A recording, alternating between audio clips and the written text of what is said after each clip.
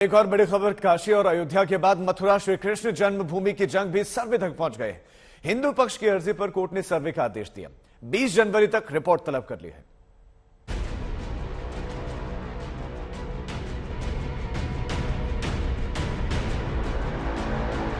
अयोध्या और काशी के बाद अब संग्राम मथुरा पर है।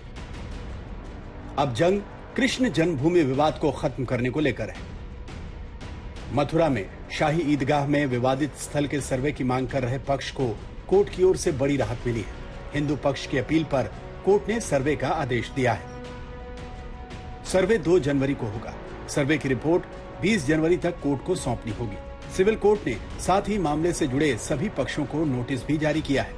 कोर्ट ने वादी विष्णु गुप्ता की अपील पर अमीन से भी रिपोर्ट मांगी है। ये याचिका 13.37 एकड़ भूमि को मुक्त कराने की मांग को लेकर है। माननीय न्यायालय के समक्ष हमने सभी कथन रखे। माननीय न्यायालय ने सारे विस्तार से सुनने के बाद उसमें नोटिस जारी किए गए। वह हमने प्रार्थना पत्र दिया गया, उसमें अमीन महोदय से मौके की रिपोर्ट ली जाए सर्वे की, जिससे कि किसी प्रकार का कोई अन्य निर्माण दौरानवाद होता है उसकी जानकारी माननीय न्यायालय के समक्ष उससे दे सके। अमीन महोदय की रिपोर्ट प्रार्थना पत्र को माननीय न्यायालय में स्वीकार किया गया। अब इसमें अग्रिम तिथि 20 जनवरी लगी हुई है।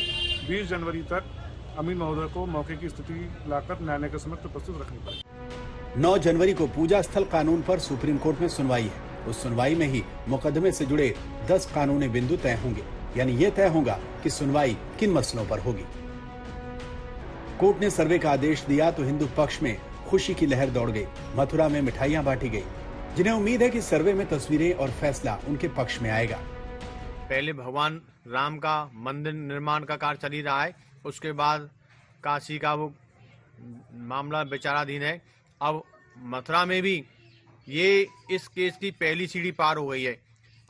कल माननीय न्यायालय ने उसमें सरकारी अमीन भेजकर और उसकी सरकारी रिपोर्ट मंगाकर न्यायालय में जमा करने का आदेश जो दिया है, उसका हिंदू महासभा बहुत बहुत स्वागत कर दिया है। हिंदू पक्ष का दावा है कि शाही ईदगाह में स्वास्तिक का चिन्ह है। मस्जिद के अंदर कई मंदिर होने के प्रतीक हैं। वहीं मस्जिद के नीचे भगवान का गर्भगृह है। शाही ईदगाह में हिंदू स्थापत्य कला के सबूत मौजूद हैं। हिंदू पक्ष चाहता है कि वैज्ञानिक तरीके से इस बात की पुष्टि की जाए, जिसे लेकर करीब 1 साल पहले याचिका दाखिल की गई थी, जिसमें वीडियोग्राफी की मांग की गई। वहीं दूसरा पक्ष कह रहा है कि उसे इस मुकदमे की कोई जानकारी नहीं थी। 1935 में इलाहाबाद हाईकोर्ट ने 13.37 एकड़ की विवादित भूमि बनारस के राजा कृष्णदास को अलॉट कर दी थी।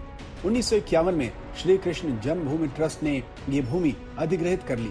ये ट्रस्ट 1958 में श्री कृष्ण जन्मस्थान सेवा संघ और 1977 में श्री कृष्ण जन्मस्थान सेवा संस्थान के नाम से रजिस्टर्ड हुआ। 1968 में श्री कृष्ण जन्म सेवा संस्थान संघ और शाही ईदगाह कमेटी के बीच हुए समझौते में इस 13.37 एकड़ जमीन का स्वामित्व ट्रस्ट को मिला और ईदगाह मस्जिद का मैनेजमेंट ईदगाह कमेटी को दिया गया, जिसके बाद से लगातार ये मस्जिद भी जंग का अखाड़ा बनी हुई है।